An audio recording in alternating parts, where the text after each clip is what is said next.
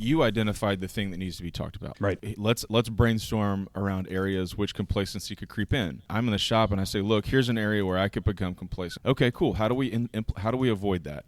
Conversation. Okay, and then you begin the process of identifying potential blind spots of complacency, and then moving those from identification stage to resolution stage, or some sort of SOP on top of it or something to say, okay, if complacency ever is our focus, and here's 4 areas that we've identified that complacency could creep in, how do we solve for them? How do we make sure they don't happen in 22? Conversation continues. Every single individual has a story to tell, and they're great stories that need to be heard. I want every listener to know they have the ability to change the world.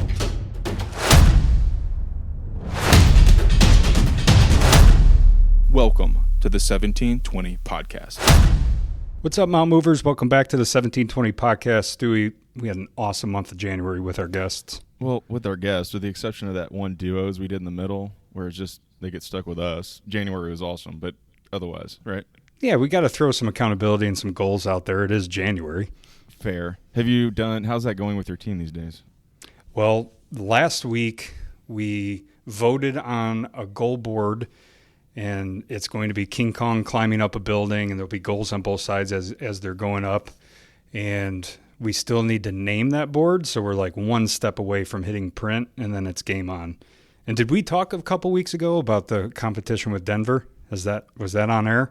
I don't think that was on the air yet. I'm aware of it, but tell us again in case we didn't do it on air. Well, because I think you actually were challenging me like on incentives and milestones and all that sort of stuff. And so we are competing, our DFW branch versus Denver, and the percentage of 100 goals that are met, the losing office has to donate a sum of money to the winning office, and the winning office gets to pick whatever they want to do with it. So it could be an arcade game for the office, a night out at Topgolf, like whatever they pick as a team, they get to spend it on whatever they want. So now that you have your personal goals, your team goals, and now we're competing against another office, and it's going to be fun. Yeah, that does make it a little bit more fun. Is if the climbing the goal board and ringing the bell wasn't enough, a little healthy competition never hurt the challenge. So that's cool. For sure. Did they do a different Insta ditch, right? Already, this is how we roll. Did they do a different goal board, a different theme, everything in Denver, or is it similar? They picked Mile High Mountain, so they're going to be climbing a mountain that's kind of like over my shoulder. The first goal board that we put together, sent them the last 3 years just to help get the creative juices flowing, and that'll be nice because now we could just print that, put a new title on it, and ship it up to Denver. Boom. But I'm excited. We're so similar in a lot of ways. I think the goal count was almost exactly the same at around 70 per office. Oh, but wow. In the ebb and flow of the year, it won't track number of goals, just percentage of 100 completed. And right. Both offices are going to be getting after it. So I think it's going to be over 80% achieved overall. Awesome. Yeah, so I got us instantly derailed, but January was awesome as it has a tendency to be for us with Lou, Tolly, and James Bond, right? The funny thing is you reviewed Dean Stott's prep sheet, like whatever, that week, and I got a text from you in the middle of the nowhere. It's like, dude, are we talking to James Bond? And I just brushed that off. But then we talked to him, and at the end of the podcast, I was like, holy cow, this is James Bond. Like, yeah, the closest we'll ever get to meeting an actual James Bond. Absolutely. After we recorded, I did a little bit of research on British accents, and I had a little fun hanging out there. Because if you pay super close attention, you can tell he's like tweaking some blends and tweaking some letters. And I just thought that was British, but it turns out there's a bunch of different British dialects. So anyway, long story short, I got deep into why does he pronounce words like he pronounces words, because I was curious how that all is articulated and stuff. So if you're bored, Google that. But yeah, hanging out with him was a blast, man. Yeah, he's the type of guest where when we get done, I'm like, man, what a journey. Like, we'd never get a chance to talk or meet somebody like that. And we had an hour and a half with him just to hear his story and just have a great conversation. This podcast is a blessing in a lot of ways to us, man. That is 100% true. You guys listening out there don't know how much chatter Kev and I have on the side talking about like how awesome this journey's been, and what just like really it's a privilege to be able to like collect up folks and stories and encouragement and motivation and like package it and bundle it and ship it back out. It's getting ready for today, I was just kind of lamenting it's not something that we take lightly, including trying to tackle what we're going to tackle today, man. Yeah, we have a couple things. I know you wanted to talk about strategic retreats, just intrigued by the concept of it, the ideas, what comes from it. And for me, it was like a strategic retreat tour that I went on in January, and there was 3 straight Thursday, Fridays, the first of which was dynamic, the second of which was EDP, Executive Development Partners, and the third of which was the Texo board. So 3 straight weeks of awesome planning, great energy, a lot of ideas flowing, and it just sets the tone for the year ahead. Yeah, true. Did y'all do anything? So we did not do anything specifically for the firm, though I was at the EDP retreat, which, shout out Tracy Tim. It's interesting because we don't historically, I've participated in the Texo board retreat in the past. My recollection from that one was it didn't feel super strategic, and I know that they have changed in the way that like they're planning the years these days. But I honestly don't have a ton of experience in like actually delving into a strategic retreats in terms of like putting words on the wall, figuring out what the year is going to look like, mission framing for this specific year, et cetera. So I know you have a lot of experience in doing it, especially off of the last cramming those 3 out here. So pick your brain on that because I think there's a lot to take away for me personally, right? And for folks out there who maybe haven't done them, doing them, planning them, et cetera. So run us back through. So you had dynamic retreat, EDP, which I was there, and then the Texo board retreat. Let's take them in reverse order since that one was over on air date. It would be over about 2 weeks ago, right? So that's probably the most fresh in your mind. Tell us about the Texo board. Texo board, not like what y'all are talking about, though you can, but I mean like planning, getting ready for it, how the executive committee begins to cast vision down to the rest of the board, et cetera. Yeah, so I think successful retreats have to have some good planning, some good intentionality of purpose. And if you're bringing a bunch of people together, don't have everything solved. You know what I mean? Like, this isn't a report out. This is how do we use this collective brain power in this room to move the needle, whether that's Texo, EDP, or Dynamic Glass. That's kind of the purpose. And I think having a strategic retreat offsite, you try in the moment, you're like, how am I going to make time for this? And then after you get there, you figure out why you're there, right? The ideas start flowing. You're pulled away from the hustle and grind and the rings and pings, as you say, of email. And you're able to just think, all right, let's framework. What did last year look like? Maybe we do a SWOT analysis on the previous year. And then where are we going the year ahead? How do we get on the same page from a value standpoint, a mission standpoint, lay out some clear goals and direction, and then the rest of the year, go fight for those goals in that direction. So okay, so let me stop, draw back, and unpack some of that because there's already a good nugget in there for note takers at home, right? Offsite. I think there's a big opportunity missed there if you're just going to block off the afternoon in a conference room. It's a huge missed opportunity because of exactly what you said. We need focus. Our lives need to have some focus around the doing of this.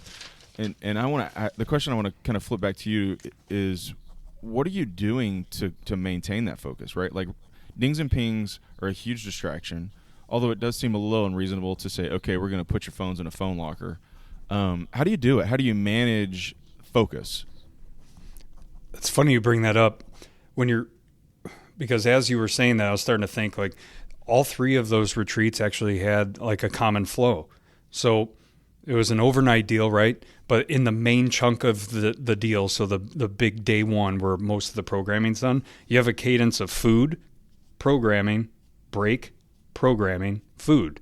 And I bring that up because you don't want to hammer a strategy for 6 straight hours uninterrupted because you're going to lose people's bandwidth. They're going to get tired. They're going to get agitated. They're going to start wondering what's going on in the outside world. So you got to plan for that. You get people fed, get people networking, get people talking and excited and casual, whatever the case may be, then get into some meat and try to put a stop in there after, like, you've hit a few important topics. Like, all right, 15 minutes, walk away, go grab a phone call, check in with your family, check in with your team, and shake it off. Let's come back and finish strong. And then, you do another couple hours and then you wrap it up, have something fun planned, some dinner, break bread, have an activity, have some drinks, whatever the case may be. But the whole experience is part of the retreat, right? It's not just the programming, the notes that are taken, but there's relationships built, there's stories shared. You get to know your people better. You get to know the people you might be serving with, like EDP and the Texo board. You just leave fulfilled. You leave fulfilled like, I did not just waste my time. I got to know some people. I got to give value. Somebody added value to me. And that's the same through all three. Yeah. Well, on the backside of the EDP retreat, there's been like some chatter. We started a Slack channel because we've all got to know each other a little bit and began the process of being open and sharing. And so I thought that was a good takeaway, derivative of kind of the thing you're talking about. Let me give you a tip here in terms of managing dings and pings. And I'll give a shout out to, I think, someone who's not a listener, Matthew Waterman, who's actually at a law firm here in town. We were talking about managing your email while you're stuck in a deposition. And he said, look, what I always do is I just turn my autoresponder on. And I just put a note in there that says, hey, I'm out today, and I will get back with you. And I only think about using my autoresponder typically in the context of being on vacation, so that when people email, they know that I'm going to be gone for a couple days and it'll be delayed. But I found like a lot of great freedom from the anxiety of what's in my inbox if I'll just do that whenever I know I need a time block to keep from being distracted, right? So hypothetically speaking, if you just tell everybody in advance, put your autoresponder on, say that you're going to be unavailable either for periods of time, you're going to be checking your emails at specific amounts of time or whatever, so that you relieve yourselves from that anxiety of like, wow, what's in my inbox? What's on my inbox? It's managed. Mm-hmm. It's okay. Whoever just tried to communicate with you has been advised that you're unavailable for a few minutes, and that's okay. And I've found that, frankly, there's some freedom from worrying what's in there when I will use that feature to just say, hey, I got your message, but I can't get back to it for just a second. And then when I'm at a retreat, I can go silence, off, in the bag, and focus. Yeah, and communication to the people not going of where you're going. Like, hey, right. Super important. I'm going to knock this out. I'm here for you before and after, even on the commute. But once I'm locked in, I'm locked in. Yeah. I saw over the weekend, I don't remember dude's last name, but the stand-up comedian Aziz, I think he's from Parks and Rec. Yeah, Aziz Ansari. So he has switched to a flip phone, and just to get away from it all. And like it's forced the old school text, where you got to rifle through the numbers to get to the different letters and all that sort of stuff. And he said it took like a good year to start seeing through the fog because we are so locked in to our devices and the fake world of social media and all that sort of stuff. And I just thought that was pretty intriguing. Like, some people have to take more radical steps than others to kind of get back into reality, so to speak, which we're kind of spiraling from strategic retreats to distraction, but whatever. Well, but that, I mean, I think that, well, I'll draw us back to a strategic retreat, so because what that is, I think a key function of managing your strategic retreat effectively is minimizing the distractions. So sure, we spend a little time hanging out there, but being off-site, I think, is a key component to minimizing distraction, and then managing your dings and pings is another key component to that. And once you're there and once you're distraction free, talk us through sort of what you have seen over the last few years and even last month of all these retreats you've been to as to how they get set up initially to get the conversation going, right? Because whoever's leading it doesn't want to be the purveyor of information. They want to be the purveyor of conversation. And so how does that happen? How do you get people talking? What have you seen work and not work over your hundreds of strategic retreats over the last few years? Preparation, man. So for Dynamic, I spent a lot of time working on what this is going to look like, kind of playing some scenarios out in my head, trying to figure out from beginning to end, do I have 4 hours of programming or do I only have 2? Do I have 6? And this year, for example, I thought I had 4 and I probably had 8. And so we ran a half hour late because the team was so engaged. And we had to pick up on 2 things that we didn't hit on in the next 2 weeks of our Monday strategy meetings, which nothing wrong with that. It was just communicate. It was going so well that the last 2 things, like, we didn't want to just breeze by them. They were also important, so we just kicked them to a future date. And that's the goal, man. There's a State of the Union, right? Like, so the Texo board, Melanie gave a State of the Union. For Dynamic Glass, I gave a State of the Union. But then the best way I think we can open these is some sort of icebreaker. At Dynamic, we did give somebody else a praise report. Like what a specific scenario where somebody really stood out this year. And you have this big table full of people in various divisions, and now all of a sudden you see a bunch of people complimenting other divisions. And it just, I don't know, the atmosphere just comes alive when you do that, and everybody's feeling praised and respected and valued. And then it's game time to plan. And back-to-back years for us in January where the strategic retreat has forged the path ahead. Like we are together. We're in this fight together. Last year was a big survival year with a lot of jobs falling off from COVID, and now this year is an execution year. So I think we might have talked about it a couple of weeks ago, but things like assumption and complacency, those need to be cuss words around here. Again, and how do we circumvent all the supply chain issues? Like all of a sudden everybody starts latching on to these things that we really need to work on to make our business better and make their jobs easier. It's awesome. From your experience, I could see this going one of two ways, where whoever is leading the meeting is saying, look, these are the things that I have identified that we need to be strategic about in 2022. Or it is our job for today to identify the things that we need to be paying attention to in 2022. What was your experience across the retreats over the years? How does that take place? What works better? As people who are leading these groups, tips, nuggets on how to manage that best? Yeah, I'll give credit to Texo they rolled out EOS last year, so Entrepreneurial Operating System. Yeah. And the Texo board, I've been on it 4 years now. You can very quickly like spray a ton of things up against the wall of ideas and not really build momentum from that. In these last 2 years, the EOS system has really helped to like identify, all right, from all the things that Texo does well, what are the core 4 that we need to focus on this year? So like 4 goals for the year. If we achieve these 4 things, we are cooking. And from those 4 goals, you start setting up like quarterly milestones. And what that does, you have monthly meetings after that, and it really holds a level of accountability because you have the 4 goals that collectively 30 people are going to work on together. You have champions, you have drivers, you have people adding ideas and value, and then every single month there's an update, and that's a huge accountability piece. But just like the goals we talked about a few weeks ago, if you haven't done anything on it, you're going to get exposed in that meeting. So hopefully you've made some momentum, and it just holds everybody accountable, and it really narrows in our focus because you could focus on a million things under the Texo umbrella. So okay, so what about not to steal the secret sauce, but what about at DG? I mean, are y'all doing core 4? Are y'all identifying industry problems that you need to tackle, internal operational issues that need to be tightened? Like, how do you come about the agenda for the substantive portion of the meeting? So the beginning with the praise reports really sets the tone. We're able to identify then areas where we need to get better, kind of work through what our vision and core values look like today and what they need to look like by the end of the year. The big bad wolf of complacency was a big time theme for this year, for talking through how do we keep the big bad wolf of complacency at bay. We've had a lot of success in 2021, and if you kind of sit back on that success and just start coasting, like he's gonna come around and he's gonna bite you. And how do we prevent that? And that got a lot of discussion around, don't assume that when a delivery says it's going to be there, it's going to be there. Follow up, call. When you get a delivery, don't assume that the bill of lading is accurate. Check it. Do inventory on it right on the spot. So there's all these different layers of preventing assumption through execution and proactive planning that can help you be successful. So those are some of the things that were birthed from the group discussion.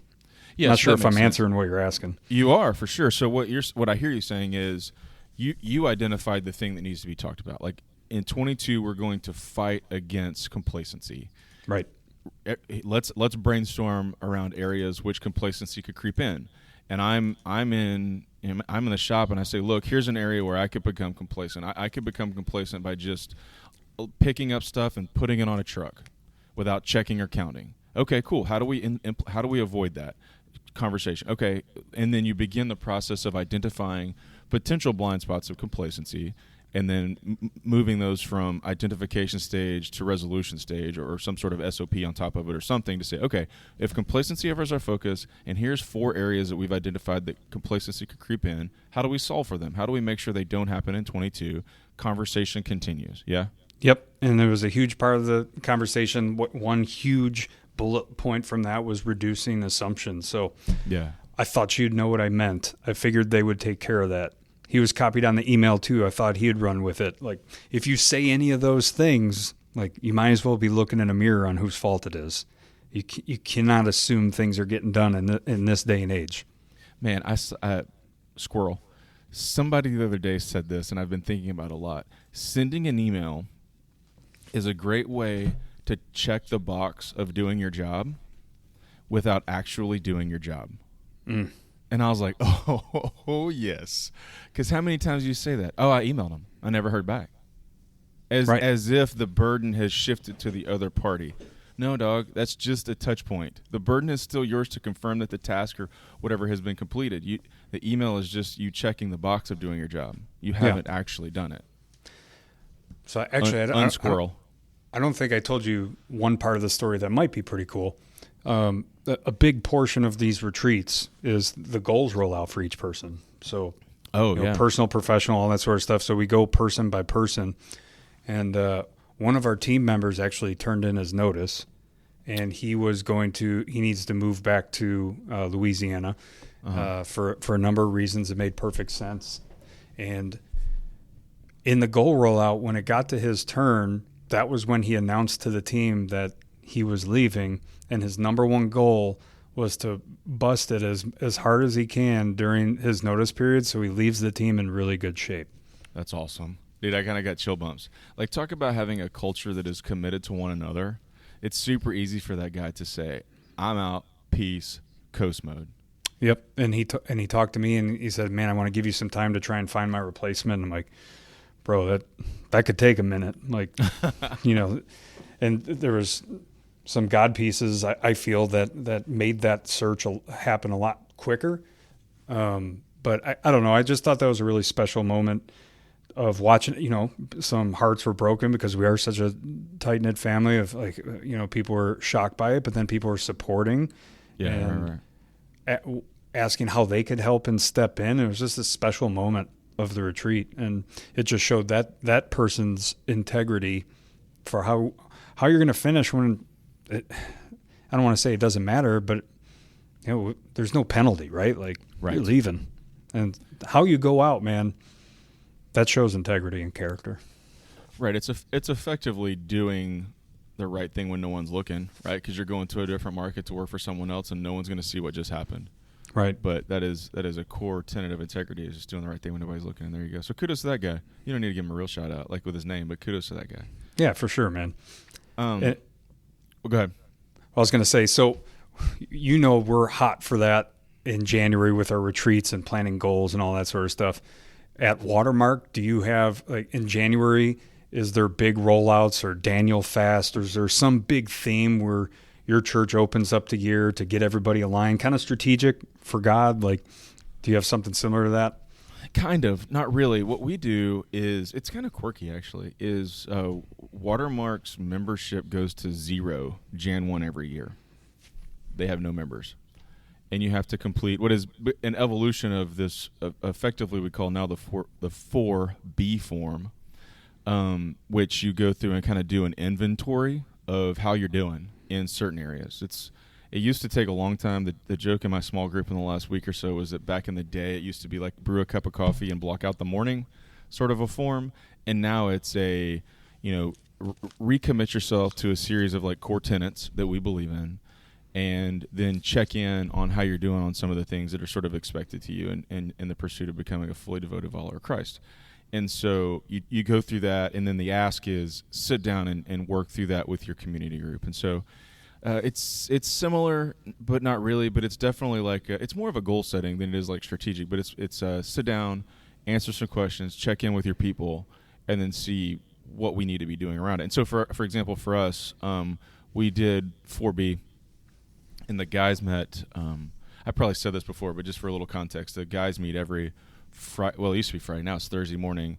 The ladies try to meet is on a weekly basis, but they're more on an ad hoc basis just because the women's schedules are a little bit more in flux, and so they meet as regularly as they can on an ad hoc basis, and then couples get together, frankly, is whenever we can, which lately has not been very regularly. And so one of the things the guys said is, look, if we're really going to do life together, if we're hanging out together, one of the guys raised his hand and said, if we're really going to do life together, our families are not meeting as regularly as I think that perhaps we should be. And so there's been a little bit of a conversation around that about how do we recommit, realign our schedules to, not forgive the regular meeting of us. And so we're kind of focused back on that. So is it a strategic retreat? No, not really, but definitely feels like a little goal setting and a bit of accountability wise, just to make sure that we're still, navigating this battleship, as we would say, towards the ultimate destination.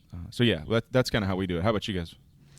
Yeah, man, that's very similar. That's why I didn't know how these two stars align until I started reflecting on them. Like, man, we do a lot of similar things to kick off the year in church. And one of my goals is this year to have 75% or better church attendance. Just more consistency breeds closeness to God for me, and just more time spent in church allows for me to do more praise and worship while I'm driving. I don't know. It's a good goal for me to have, because last year with the marathon goal, Sunday was my long run day. There were a lot of weeks where in the training mode, when I ran 14 miles, it was really difficult to try and get to church after that. And I did it a couple weeks, and you're not plugged in or tuned in. So the reason why I like that is I'm 5 for 5 going so far this year, and I've caught every week of a series, because Craig Rochelle's in a 6 or 7 week series about pre-deciding, and just planning for adversity to strike, right? So there was a statement that's been in every sermon so far, and it's, when faced with blank, so your situation, I have pre-decided to blank, take an action. And I've been resonating on that lately, because just like goals in life, things are going to happen, and you're going to, a diet wise, you're going to fall off. You're going to have a cheat meal, but what do you do? What do you do when you fall down? What action are you going to take? Well, I'm going to get right back up and get back to the plan. Or to go a step before that, when temptation strikes, I will do this. So I'm going to call Stewart when temptation strikes, because I don't want to go down that path for whatever I'm talking about, It could be big things, it could be small things, but that pre-decision statement fits all scenarios, big or small. So I've loved that. You've probably seen in the daily motivations an uptick in Craig Rochelle, because he's just hitting lately, man. Yeah. And I love it because he's got these really concise 30-minute sermons, and just high octane, in your face, good leadership. And the last one to hit was the 168 hours in a week. And if 1/3 of that is your sleep, and arguably over 1/3 of that is work, you're left with this chunk that is your personal time with your family. And what are you doing with that time? And you kind of lay out that spectrum over a 168-hour line that measured out. And then at the very end, he put God for that 1 hour a week where you're at church. And it's like, is that what you're carving out? And you're walking in your faith because you're showing up to church, which was a good, humbling gut punch for me to hey, just because you're coming doesn't mean that's just one check of the box. That's 1 hour a week. How is your relationship throughout those other parts, throughout that 168 hours? Is he umbrellaed over all of it? Yeah. Which is a struggle for me. And so combining this with what we're doing from a business standpoint, it's just all great timing. It's refreshing, it's energizing, and it's getting my perspective right. So what's the story arc of the series, or is there a set? What are the topics that he's putting that framework into? So there's these pre-decide I am statements. I am ready. I am consistent. I am devoted. I am generous. I am faithful, and I am a finisher.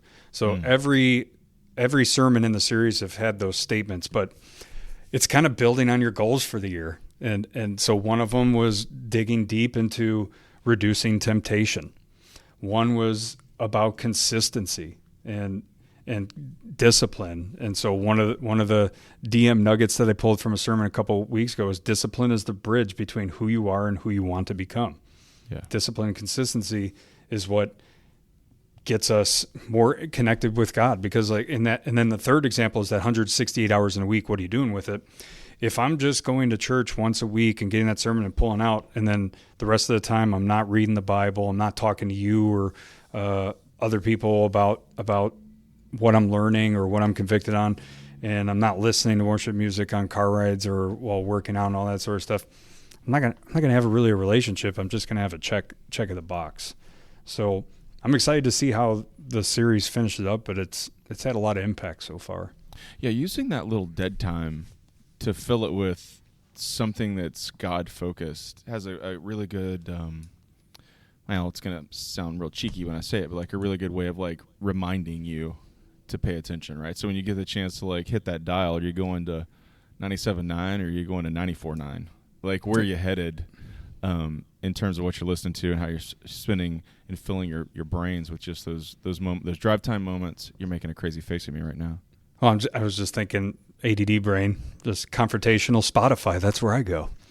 Yeah, Spotify. But there's tons of spots on there. Shoot, Grishel has an amazing podcast on there. Mm-hmm. It is focused largely on leadership. I forget the name of it. I should look it up. I'll link it in the show notes. But he has a great podcast that is work and leadership based, but it's Jesus overlay without saying Jesus all day long. And so there's great stuff over there too. Although don't apparently go listen to Joe Rogan because he's giving you all the COVID the COVID conspiracy stuff. I'm sure you've seen all that, right? Oh yeah, that's why I said confrontational Spotify. Oh, there you go. Yeah.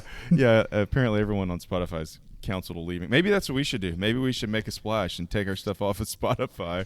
Yeah. We'll just make them crumble. Come on. Yeah. With the numbers we put up. Yeah. Step aside, Rogan. Yeah. Right. Well, those are good notes. I need to go back because the one on consistency from Grishel is the one that you kind of referenced that makes me think, oof, I could listen to that because I need to put together my, what was it? Fill in the blank statement. The if blank happens, I will. When faced with blank, I have pre-decided to blank. Yeah. However he frames consistency there, man, I need to listen to that one because I am up and down sometimes. Well, and there was another nugget in there. Successful people do consistently what other people do occasionally. Most New Year's resolutions fail because they are built from desire, not devotion. Boom. Shakalaka. So what's cool with the consistency deal is, so we have Craig Groeschel that's simulcaster or whatever you call it, but then we have a local campus pastor. Mm-hmm. And you know, like when you leave and you go into the lobby, like you could feel somebody looking at you. Yeah. You know what I'm talking about? Yeah. And then I know it's him, and I'm like, oh boy, we're about to have a conversation. and he's sought me out a few times. He's run up and he's talked, and the last time was last week or 2 weeks ago, I guess, since we're recording a week ahead. And he talked to me for a little bit, and he's like, man, ever since I saw you, I knew in my head that you and I were going to become friends. You just didn't know it yet. So I'd like to break bread with you. When can we go to lunch? So we got a lunch scheduled. I guess it would be a week from now. And, you know, that doesn't happen if I'm not showing up and I have no idea where it's going to go. But, you know, I need people like that around me in my life, you know? Is it too early to go ahead and pre-decide or pre-announce that you're leaving DG and joining the ministry at the church? Because that's where that's headed. Yeah. No. When faced with an increase offering of tithe, I have pre-decided to do. Right. Well, there's a pretty good like consistency piece and showing up piece. I'll try to bring this back full circle to our strategic retreat stuff, because you don't do all this work here at the beginning and then just crumple all that up on a piece of paper and throw it in the trash. Right. There has to be some pre-decided statements as to what we're going to do this year, some check-in goals to make sure that we're meeting them. And so that at the end, you know, we've accomplished what we're doing. So let me, if I can, I'm going to circle us back to that to talk through how we're going to use some of these nuggets that we've generated through our retreats and conversations and building up our people to then have some consistency marks along the way to check in, course correct, whatever the case may be, to keep our ship headed in the same direction. So I'll kick it back to you, as I tend to have a tendency to do. What are y'all doing in that regard? Quarterly, monthly? What are you doing? Weekly for Dynamic. In certain regards, right? Like every Monday morning, we have a strategy meeting where we go through a lot of general items, and we did a book review, and I asked for everybody's one thing. What did they get what was their biggest nugget that they got from the book? We just broke down Winning by Tim Grover. Oh, yeah.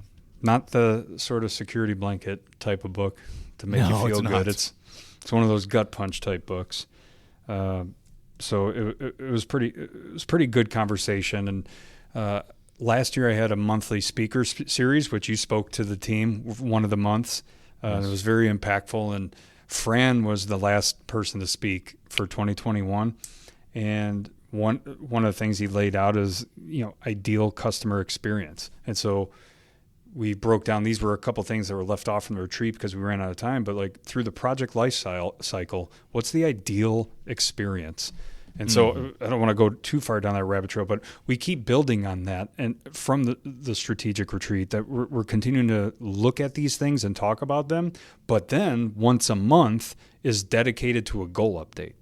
So I know we talked about it a few weeks ago, but the first Monday of every month, we are talking about the goals that are tacked up on the wall, that are printed electronically. They're all over the place. So you better be tracking them, because we're going to ask you every single month of the year. You got to keep it going. And the same thing, the Texo board does the same thing. We're going to build on those goals and what they call on EOS rocks. And we're going to ask for updates, and you just have that transparency and accountability throughout the year. Well, from the EOS/Texo board idea of having a core 4, man, that's been the thing for me this year. Is I'm saying top 5, but is this super important to us? Because if it's not, I can't dedicate all my super focus to it. I need to know what our top 5 things are, and I'm going to stay accountable to those things, and we're going to go mash those things. But don't put 70 things on my desk in 22. I can't do it. I've got to focus my energy. And maybe it's a season in life. Maybe it's a mental capacity issue. Maybe it's, I don't know what it is, but I just can't. Probably never could, but I can't do everything for everybody. It's got to be top 5 right now. And if it's not, that's okay. Somebody else can be in their top 5 perhaps. Yeah. But for me, it's got to just be laser focus. So having a core 4 or top 5 coming out of your retreats, instead of 50 or 60 things that kind of get smattered on the wall and nobody takes accountability for, well, that's a recipe for mediocrity and not being successful. And just what I'm seeing through the life I'm living right now, if I want a core 5, I better plan for a core 3 or 4, and let 5th be the gunslinger that comes to me. Yeah. You know what I mean? Like, yeah. If I'm fully planned out, then when I inherit other things as a leader, it can make for some overwhelming seasons, which I feel like I'm living right now, Yeah, dude, I feel you. We've been talking about margin a lot in, circles of folks I talk with stuff about. Just, do I have the time margin? Do we have the emotional margin? Do we have the professional margin to do it? And to the point you're making is, man, back yourself off and leave yourself a little margin, because as we started off last week's episode with Dean Stott, the opening tag was have a plan and know it's not going to go right. Right. And so, sure, plan for 3 so that when you end up with 5, you still had margin to do it. And you could accomplish that thing. Right. All right, so the good talk today. Some great topics as we've sort of done our little spin on goal planning and strategic retreats, and hopefully it's not too late for you guys and y'all's companies to stop down and plan, because if you don't, the outcome for that has already been determined. So as we pivot out of this January for us, I guess early February, Kev, how about a quick preview for what's up and coming on the 1720 podcast? Yeah, man, we got some awesome people coming on. Justin Parscale with Parscale Group, a very well-known guy that got on our radar a couple of months ago. I just kept hearing his name and got introduced and had a great lunch with him, and just been staying in communication from there. And he's got an awesome story, and it's going to be impactful for our listeners. Javier Huerta with Carco Painting, just an excellent dude. He's on the Texo board. He's got an amazing story as well. And then Jason McCann, we're still working on finalizing that date, but with Very. So he's the CEO of Very, and they're building a building, I believe, Adolph St. Peterson's building. And I think isn't he the D Magazine CEO of 2021 or something like this? Like, really excited about that. Yeah. I think I turned it down and he got it after that. Okay. I thought I turned it down. Oh no, I didn't. Oh wait, never mind. Never mind. I wasn't nominated for that. And then I woke up. Yeah, right. Yeah, so those are big stories to tell over the next few months, and then we'll sprinkle in some duos and keep the podcast moving forward. So thanks for listening, and we will see you guys next week. In the meantime, y'all get out there and move some mountains.